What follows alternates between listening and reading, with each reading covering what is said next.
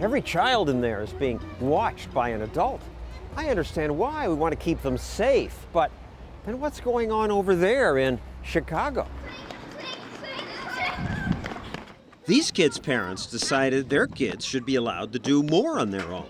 So the kids go to this playground by themselves. Like, parents should let kids do this. I know, right? Left on their own for 1 to 2 hours, they look out for each other. Are you okay, Samantha? Without parents bossing them around, they quickly organize their own lives. It's so fun just being by yourself and being trusted by your parents. But what if something happens? How quickly danger can strike a child being stalked by a predator.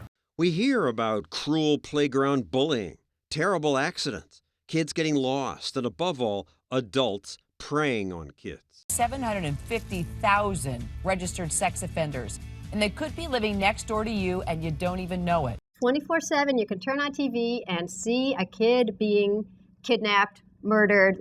Lenore Skenazy's a mom who's fed up with the way TV scares parents, even though kids today are actually safer than ever.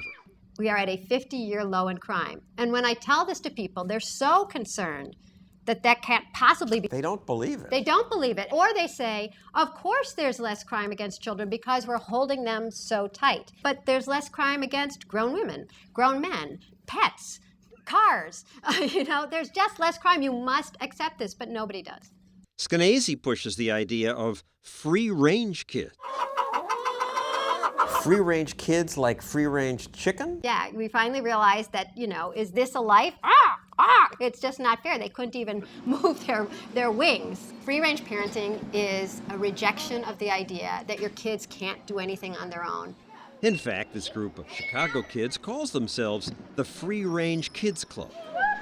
It's a good break from your parents to just be with your friends and hang out. Chill out and not have to worry about how much yogurt you eat.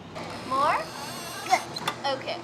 If kids don't try to do things on their own, kids can't learn social skills. Too many trees for them. They can't learn team skills. They can't learn working together skills when they're always supervised. That was the impetus to start the club. these parents let their kids roam. The first outing we had like 5 or 6 kids, and by the end, we had too many kids. It was like 12 or 14. They were like a pack of, kids roaming the neighborhood. Were they scared to go out on their own? The only thing I was slightly scared of was I would be embarrassed if someone would ask me where my parents were, and I was like, I didn't want to tell them that I was by myself. The fact that they were by themselves upset a security guard at the library. She would follow us, if we went upstairs, she'd go upstairs, and so it was bizarre to her that there were children in the library looking at books and checking out books. August 6th. Thank you. You're welcome. At first, the kids just had fun. But now they say that by doing this, they gained something. You get trust from your parents. Yeah. These kids take pride in running adult-like errands. My parents will be like, oh, we're running late. Can you go pick up the dry cleaning? And I can walk to the dry cleaners. It's free range for our children. Let them play freely. Family therapist Dr. Karen Ruskin is appalled. Drink the Kool-Aid. Why do we have to rush kids into being mini adults at 7, 8, 9, and 10-year-olds? Because they learn, and many want to. Oh, they want to be on their own. You know what? I want to smoke. I want to drive your car. Oh, free range. Okay, honey buns, you want to do that? Go. Do whatever you want. There are still real life pedophiles out there. How about the 8-year-old boy who said, can I walk home from camp? The parents think it's a safe area. He can ask for help. And you know what? He asked somebody for help, what seemed to be a very lovely man. And what did that man do? That man chopped him up because we cannot allow our... Of course. Incident. Crime Yes. is down. I do cite the extreme incident, but do you want to, as a parent, gamble with your child?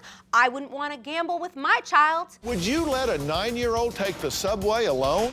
Lenore did. She let her son ride the subway along with, according to Dr. Phil, Molesters, cyber-stalking, predators, drugs, bullies. people called Lenore America's worst mom. Why at 9 years old? Bad stuff does happen. If I thought I was putting him in a dangerous situation, I wouldn't have done it. And it was his idea. Let me point out that it was not us who said, we're going to put you on the subway and we're going to make a man out of you today. It was Mom and Dad Can I please take the subway home from someplace that I haven't been before and try to find my own way home? Take the G train, then the J to Manhattan, 2 blocks up and 1 over. I know, Ma. This TV show was quick to portray Lenore's choice as reckless. The construction site where he was recovered is where he was killed. That can happen, but 7 years after this, Lenore's son is still alive. I live to tell the tale. He's now 16 and proud that his mom let him grow. Were you scared? Not at all. I'd done it before with my parents, and it was fun. I know how to get around, and I'm confident in myself. But you free-range parents better watch out. A mother from Florida faces 5 years in prison for letting her 7-year-old son walk to the park alone. I honestly didn't think I was doing anything wrong. I was letting him go play. And this woman was arrested because she let her kids play right in front of her house. A neighbor had told the police the kids were unsupervised, but their mom was watching. If you had looked, you would have seen me. I was visible. Simon Arthur brought his 7-year-old to a car show, but his son didn't want to stay. I was bored, I was hot, and I wanted to walk home. We've walked to this shopping mall before. There's police stationed on the corners the whole way. So I said, all right, walk home. I wasn't scared. I keep reading about these abductions. Yeah, it's possible to be hit by lightning or struck by a meteor too. I wasn't very far, and the cop asked me where are my parents. The child ended up living approximately about 1.5 miles from this location. That's a great distance for a young 7-year-old to travel by himself without water or any nourishment around with him. So we were able to charge Mr. Arthur with reckless conduct because he wasn't acting in the best interest of his child. They put handcuffs on me, put me in the back of a police car. This raises the question, whose child is it? The parents or the state? We all want kids protected from abuse, but don't parents get to decide if their own kids are mature enough to walk home on their own? To think that a child, let alone parents sometimes, make really good judgments when they are in a situation that they cannot predict That's how they is learn to make good ignorant. judgments. If a child is not at the age where they can supervise another, that they shouldn't be supervising themselves. This attitude has built a child protection industry. You can get money from parents by making them very nervous. This company sells tracking devices. If they go outside the boundary, you'll receive a text alert telling you exactly where they are. The device is locked onto your child, making it hard for the kids or even strangers to take the band off. You can get something called tooth prints, which is an impression that you give your child and they bite into it. And then you have an impression, a dental impression of your child that you can keep for when they find the body and it is mangled beyond recognition. The perception of the risk, it's all messed up. If you're concerned about risk, don't ever put your kid in a car. Right. Driving's much more dangerous. So are swimming pools. The risk is greater if you do not raise your children to be independent, to learn how to problem solve, to learn how to make decisions on their own. I can hang. The free-range kids climb trees. There's a lot of parents who think I'm crazy. Oh my God, she might break her arm. She might, but on their own. Kids learn to Run the risk of things. Makes you stronger in a way that's very valuable, I feel.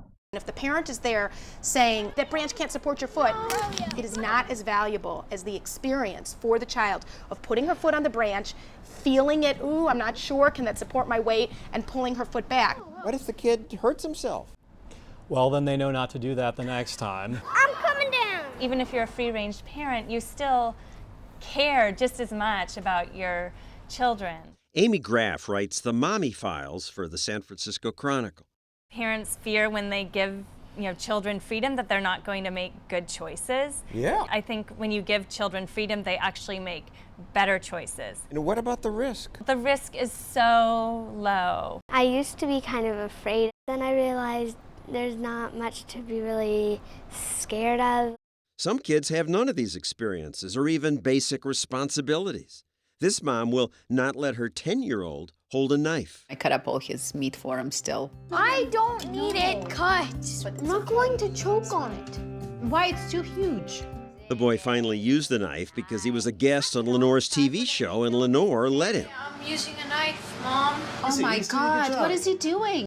There's this assumption now that anytime a child is unsupervised, they're in danger. She knows how to use the burner. She knows how to use the oven. She can make pancakes better than I can. I let her completely run loose in the kitchen. Paris's friends envy her experiences. What do they say? They just say, oh, that sounds so fun. Go, go, go. And the free-range kids say they are more confident outdoors. You can never get lost, really. You know where everything is. And all of them said, I like being a free-range kid.